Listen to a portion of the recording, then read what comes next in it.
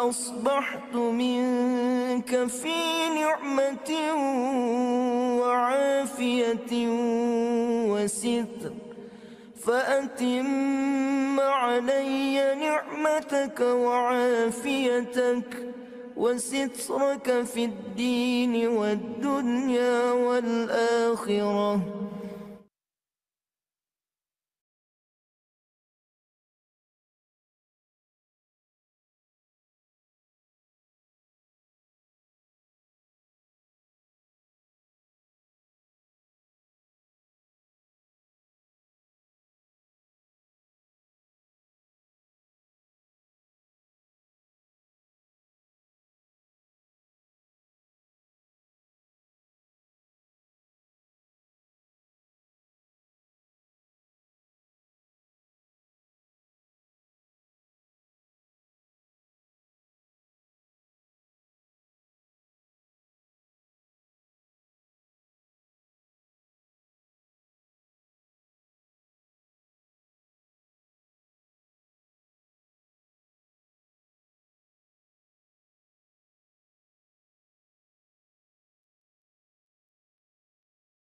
السلام عليكم. Waalaikumsalam. Suara okey ya? Okey, Doktor. Okey dengar.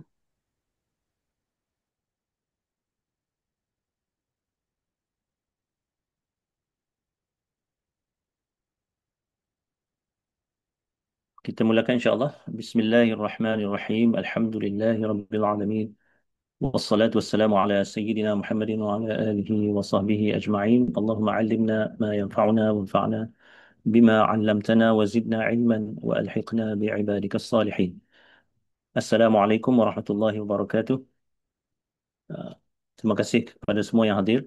Kita bersyukur kepada Allah SWT kerana kita dapat meneruskan perkongsian ini ataupun usaha kita untuk cuba memahami maksud-maksud ayat-ayat Al-Quran dalam surah Yasin. Pada hari ini kita sampai ke ayat 26. InsyaAllah kita akan cuba habiskan hingga ayat 32. InsyaAllah. A'udzu billahi minasyaitonir rajim. قيل ادخل الجنة قال يا ليت قومي يعلمون بما غفر لي ربي وجعلني من المكرمين.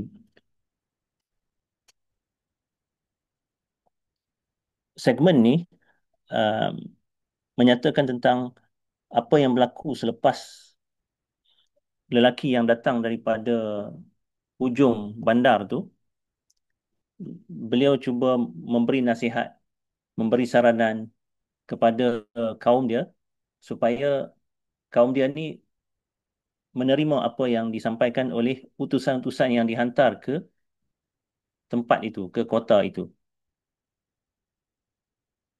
Tetapi apa yang berlaku adalah dekat sini. Ah, Dari segi Al-Quran, siapa-siapa yang tahu dari segi selok-belok Al-Quran ni, dia memang ada banyak ringkasan-ringkasan.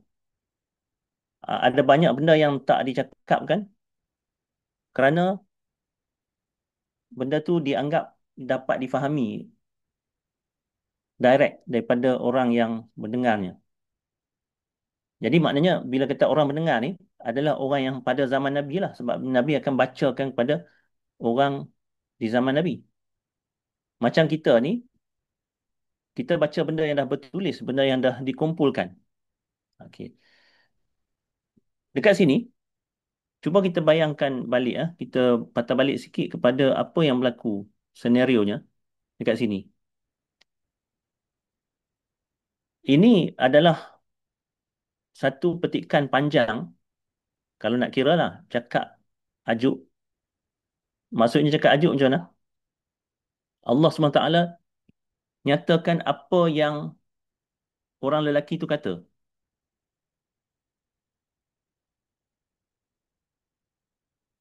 Orang lelaki tu kata ni, kalau kita tengok kat sini, panjang. Selalunya kadang-kadang yang dikatakan oleh seseorang tu pendek je. Ataupun kadang-kadang macam malaikat. Bila masuk dalam orang mukmin masuk dalam syurga contohnya, salamun alaikum. Ataupun ada setengah tempat dia disebut salam sahaja. Itu maknanya kata-kata tu pendek aja. Tapi dekat sini sebenarnya panjang juga apa yang yang Allah SWT nyatakan dikatakan oleh lelaki itu. Dia bermula daripada sini ni. Ya qaumi sampailah sini. Inni amantu bi rabbikum fasma'u. Jadi apa maknanya kita boleh baca balik sekali untuk nak bagi nampak balik uh, perhubungan dia tu. Dia kata, adakah wajar aku memilih Tuhan-Tuhan selain daripada dia? Sedangkan jika Ar-Rahman menghendaki aku terkena bencana, syafaat mereka tidak berguna sedikit pun buatku. Dan mereka pun tidak boleh menyelamatkanku. Kalau aku buat juga begitu, memang betul lah aku ini dalam kesesatan yang nyata. Atas kesedaran ini, aku beriman kepada Tuhan kamu yang sebenar. Justru dengarlah nasihatku.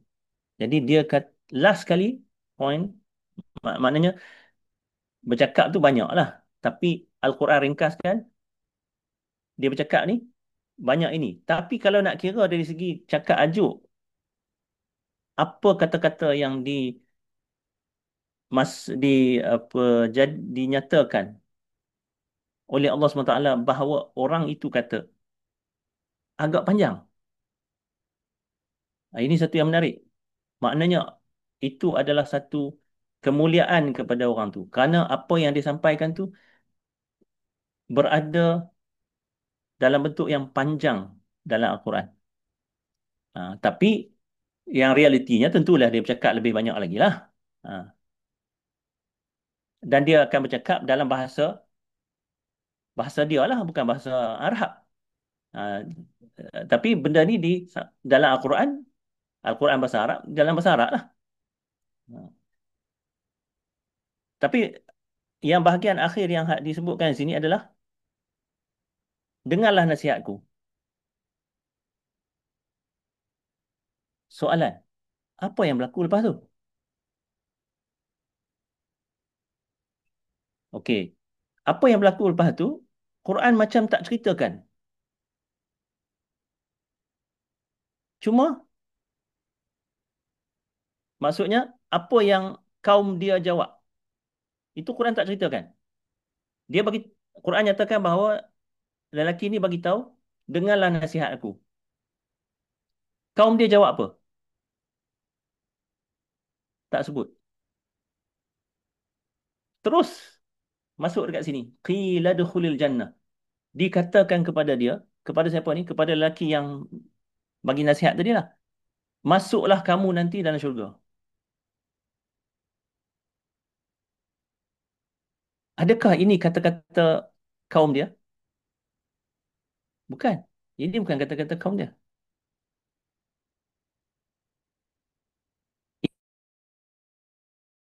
Adalah kata-kata malaikat. Jadi maknanya dekat bahagian ini, selepas dia last point yang dia cakap tu, fasma'un, dengarlah dengarlah apa yang aku nak sampaikan ni. Jadi dengarlah nasihat aku. Kemudian datang kenyataan Allah SWT nyatakan bahawa dikatakan kepada dia, udkhulil jannah, masuklah kamu nanti dalam syurga. Maknanya apa dia? Maknanya mati. Sebab tu difahami dekat sini dia mati. Sebab cerita nak masuk syurga ni memang kena mati dululah. Mana ada orang duk hidup-hidup tiba-tiba terus masuk dalam syurga. Jadi maknanya dekat sini ada bahagian yang tidak disebut, iaitu apa dia? Apabila dia bagi nasihat, dia nak cuba nasihat dengan baik, tindakan kaum dia tu lagi lebih agresif lagi, lebih kasar lagi daripada apa yang dilakukan kepada utusan-utusan. Sebab dekat utusan-utusan tu dia orang bercakap cara ugutan saja, baru ugutan. Kalau kamu tak berhenti, kami nak rejam kamu. ugutan. Tapi bila yang lelaki ni, dia orang buat sungguh. Dia orang bunuh dia. Jadi bila dibunuh dia tu, bila dia nak dibunuh, kita pun tahulah bila nak bunuh ni, kalau orang tikam ataupun orang rejam ke, orang pancung kepala ke, adakah itu dengan buat macam tu berlaku kematian secara hakikatnya? Saya tanya, adakah berlaku kematian secara hakikatnya dengan sebab itu? Secara hakikat. Jawapannya secara hakikat bukan macam tu. Matilah dengan cara apa pun, malaikat cabut nyawa. Itu akidah kita. Maknanya kalau dia mati tenggelam dalam laut pun malaikat cabut nyawa. Kalau mati kena tembak pun malaikat yang cabut nyawa. Bukan orang yang tembak tu yang menyebabkan nyawa orang tu terpelanting keluar. Kalau katalah orang tu ada seorang pancung kepala seorang yang lain, bukan dengan sebab dia pancung kepala tu, nyawa orang yang dipancung tu terpelanting keluar. Tak ada. Akidah kita adalah apa? Ketika itu malaikat cabut nyawa. Malaikat maut cabut nyawa. Dan malaikat maut dia bukan seorang. Maksudnya dia bukan datang seorang sahaja. Dia ada juga pembantu-pembantu dia. Okey, ini satu. Yang kedua, dalam ayat Al-Quran dinyatakan bahawa orang-orang mukmin, orang-orang mukmin di saat kematian dia bukan hanya malaikat maut yang datang. Malaikat lain pun datang juga dan mengatakan kepada dia, abshiru bil jannati allati kuntum tu'adun. Kami nak sampaikan khabar gembira kepada kamu, iaitu syurga yang menanti kamu nanti, yang kamu dijanjikan. Ah, jadi orang mukmin apabila dia di pengakhiran hayat dia, memang malaikat cabut nyawa, tapi ada malaikat lain yang bagi khabar gembira kepada dia juga.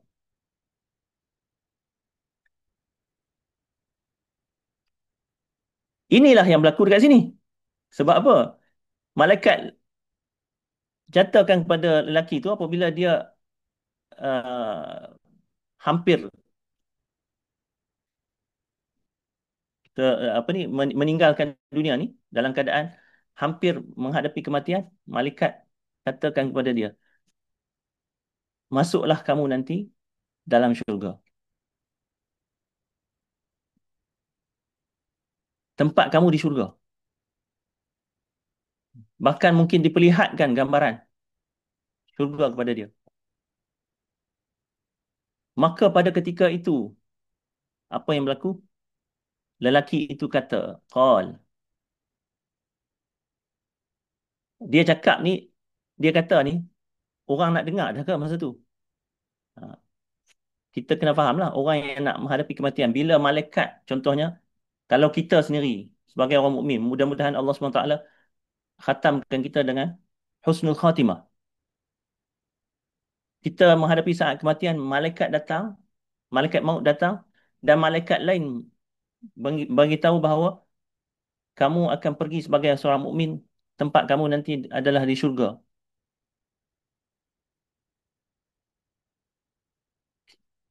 Kita yang menghadapi kematian, sudah pasti kita akan kata dalam hati kita, Alhamdulillah. Cuma, adakah benda tu kita sebut pada ketika dalam keadaan yang situasi yang begitu kita cakap dengan jelas dan orang lain semua bakal dengar? Mungkin tak. Mungkin dalam hati saja. Jadi, inilah yang Allah SWT nyatakan. Pada saat dia menghadapi kematian itu dan malaikat memberitahu kepada dia, kamu nanti akan berakhir di syurga. Ketika itu dia berkata, Dan barangkali kata-kata ini tak dapat didengar pun oleh kaum dia. Dia kata dalam hati contohnya.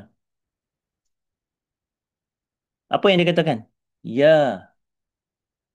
ya dekat sini bukan maknanya nak panggil orang. Sebagai dalam bahasa Arab sebagai exclamation. Exclamation. Jadi kita boleh katalah aduhai ataupun oh. Tapi dalam bahasa Arabnya apa dia? Ya. Laita qaumi ya'lamun. Kalaulah kaumku mengetahui. Mengetahui. Dekat dalam sini ha- apa tahu apa? Tak disebut juga. Tapi itu yang kita daripada sini kita boleh faham daripada konteks. Iaitu tahu apa? Bila dikatakan kau akan masuk syurga, jadi apa yang dalam dia katakan mungkin tak didengar, hanya dalam hati dia saja. Ya laita qaumi. Aduhai. Oh, kalaulah kaum aku tahu apa yang aku akan dapat.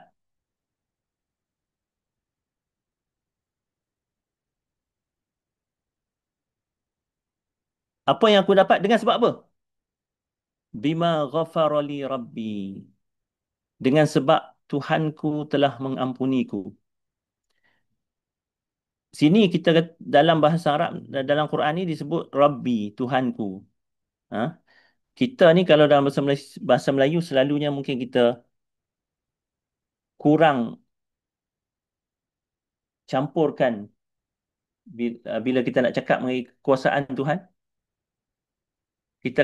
kita jarang nak cakap campur dengan kata ganti. Kalau kita nak munajat baru kita guna campurkan kata ganti. Contohnya, ya Allah ya Tuhan kami. Contohnya kita Tuhan kami. Tapi kalau kita nak cerita pasal kekuasaan dan sebagainya, selalunya kita kata tanpa ada kaitan dengan kata ganti. Contohnya, Tuhan kita mencipta alam. Ada kita cakap macam tu. Kita akan cakap Tuhan mencipta alam. Ini ada perbezaan sikit antara bahasa Melayu dengan bahasa Arab. Kalau bahasa Melayu, kita macam dalam konteks ni mungkin dikatakan begini saja.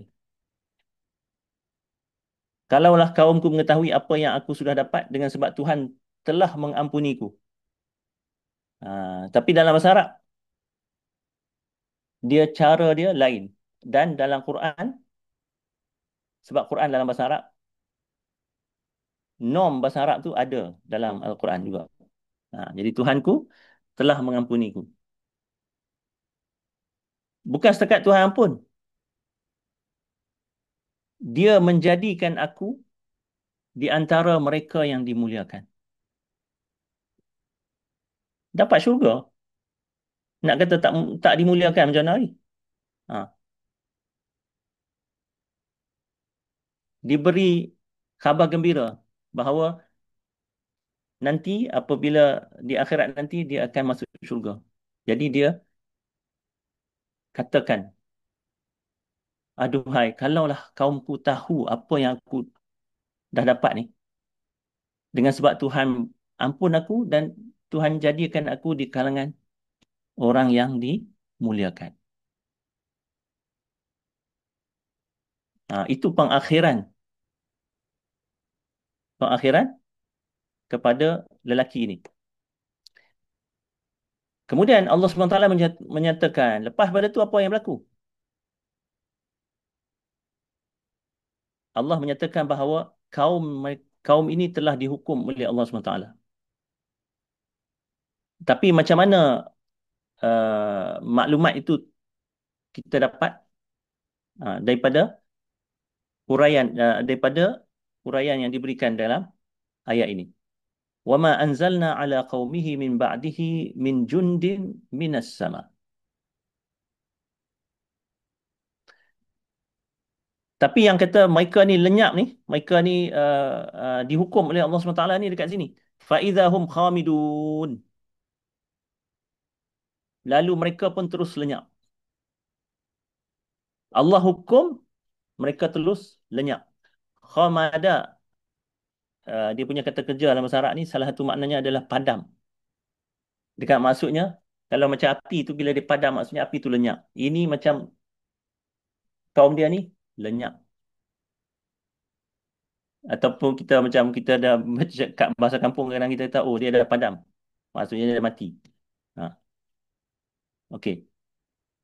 Kaum dia dengan sebab mereka begitu angkuh menolak kebenaran ni, akhirnya Allah hukum mereka. Tapi Allah hukum macam mana? Allah nyatakan, "Wama anzalna ala qaumihi min ba'dihi min jundim minas sama." Kami tidak turunkan pun kepada kaum dia bala tentera dari langit selepas dia, iaitu selepas kematian dia lah. Maknanya Allah nak musnahkan kaum tu, tak payah hantar tentera pun. Tak payah hantar tentera malaikat turun nak musnahkan kaum. Kaum dia yang angkuh tu. Kemudian Allah menyatakan, "Wa ma kunna munzilin." Memang selayaknya kami tidak turunkan.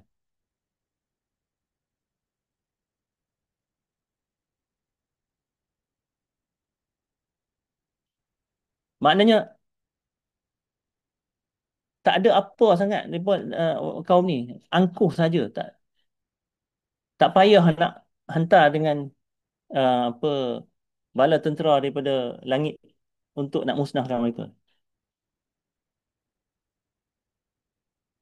Allah SWT Maha Kuasa. Tak payah nak buat benda tu semua. Apa yang berlaku? In kanat illa sayhatan wahidah fa idza hum khamidun. Yang terjadi tidak lain tidak bukan hanyalah satu pekikan. Fa idza hum khamidun. Lalu mereka pun terus lenyap. Pekikan daripada siapa? Selalunya malaikat lah. Tak payah turun sebagai bala tentera. Tak payah. Satu malaikat pekik dengan suara yang dengan suara dia tu serta merta mereka terus mati, musnah dan binasa. Ha, jadi mereka pun lenyap. Fa idzahum khamidun. Perkataan idza dalam bahasa Arab ni dia menggambarkan keadaan serta merta. Ha.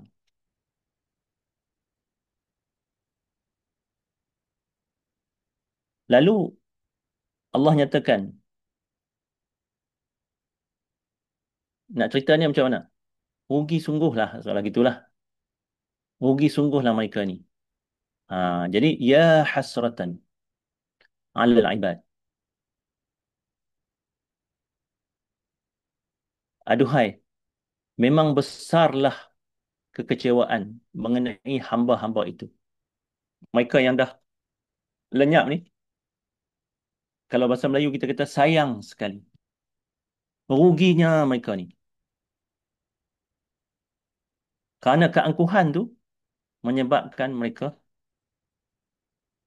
berdepan dengan hukuman Allah SWT. Sedangkan Allah Maha Pengasih. Ha, Maha Penyayang. Tapi boundary itu perlu ada. Perlu diikuti. Kalau dalam boundary, kasih Allah SWT sangat luas. Tapi bila angkuh dan sombong menolak kebenaran, Allah juga adalah Jabbar, Muntaqim, keras, perkasa. Jadi sayangnya mereka ni. Kenapa? Ma ya'tihim min rasulin illa kanu bihi yastahzi'un.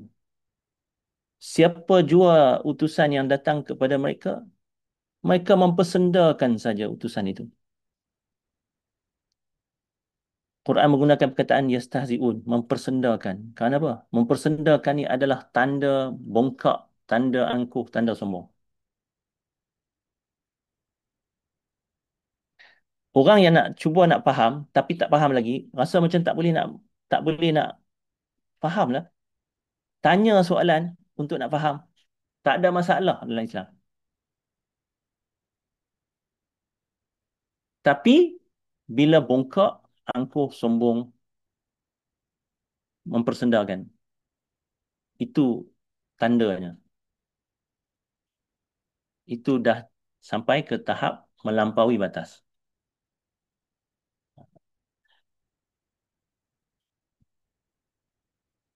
Okey, itu mengenai kaum yang telah dimusnahkan tu. Sekarang ni Allah direct balik kepada kaum Nabi Muhammad sallallahu alaihi wasallam, Quraisy. Sekarang ni dah diceritakan kepada kamu apa yang berlaku kepada penduduk kota ini. Adakah mereka ni satu-satunya kaum yang dimusnahkan oleh Allah SWT? Jawapannya tidak. Sebab itu soalan dinyatakan di sini. Alam yarau kam ahlakna qablahum minal qurun. Tidakkah mereka melihat berapa banyak generasi sebelum mereka yang kami telah musnahkan?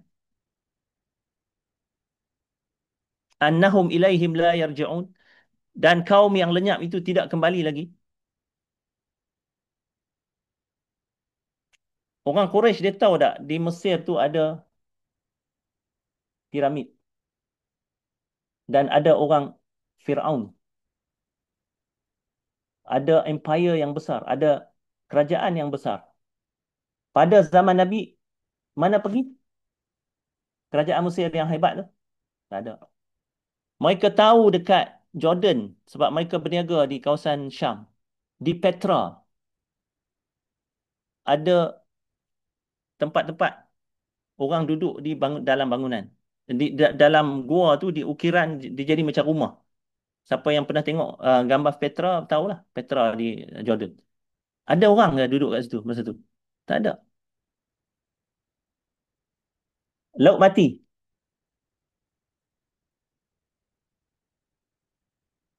Macam-macam kisah sampai kepada pengetahuan mereka. Jadi Quran soalkan ini. Tidakkah mereka lihat berapa banyak generasi sebelum mereka?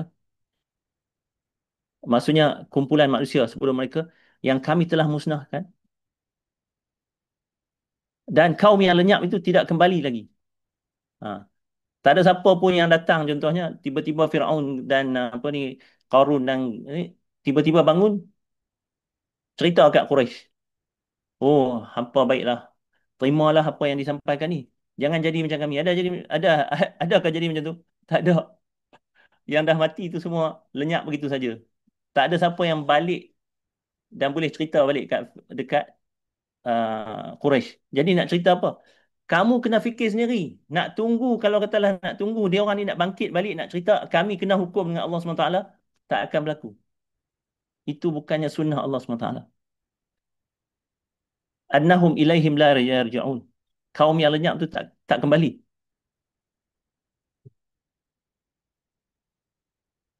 Tapi, yang pasti, bila mereka lenyap tu, habis begitu saja ke? Tak. Wa in kullun lamma jami'un ladaina muhdarun. Namun semua sekali pasti akan terhimpun akhirnya di sisi kami. Maknanya semua sekali akan dibangkitkan semula, tak ada siapa yang boleh terlepas. Sebab itu kesemuanya akan dihadirkan. Kalau katalah ada 100 bilion manusia daripada zaman Nabi Adam sehingga ni, yang akan ada dekat mahsyar adalah 100 bilion, tidak kurang seorang manusia pun. Ha. Wa in kullun lamma jami'un ladaina muhdarun. Kesemuanya akan dihadirkan. Tak akan lepas. Okey? Jadi, itulah segmen yang kita cover pada pagi ini. Mudah-mudahan kita mendapat manfaat dan mendapat kefahaman. Kita berhenti dekat sini. Nasallallahu subhanahu wa ta'ala an yu'allimana ma yanfa'una wa yanfa'ana bima 'allamana wa yazidana ilman wa yalhiqana bi'ibadihi salihin. Wassalamualaikum warahmatullahi wabarakatuh. Waalaikumsalam warahmatullahi wabarakatuh.